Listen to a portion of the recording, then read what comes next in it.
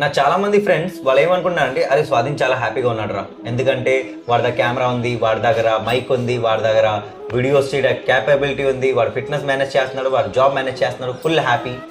Yes you are right, నేను happy. But నా happiness result ఇవి మాత్రం కాదు.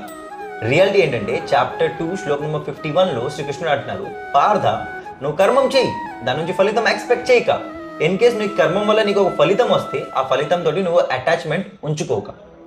ఎందుకంటే మీకు మేబీ కనిపించవచ్చు నేను వీడియోస్ చేస్తున్నా, నాకు అన్ని దొరుకుతున్నాయి అని. బట్ రియాలిటీ ఏంటంటే ఇది చేసినప్పటికీ నాకు దోలు తీరిపోతుంది. బట్ స్టిల్ నేను హ్యాపీగా ఎందుకున్నానంటే ఇవన్నీ నుంచి నేను ఇది ఎక్స్పెక్ట్ చేయట్లేదు. ఇన్ కేస్ నేను ఎక్స్పెక్ట్ చేసి ఉంటే ఇప్పటికీ నేను యూట్యూబ్ మూసేవాడిని, ఎందుకంటే రిజల్ట్స్ అయితే లేదు కదా.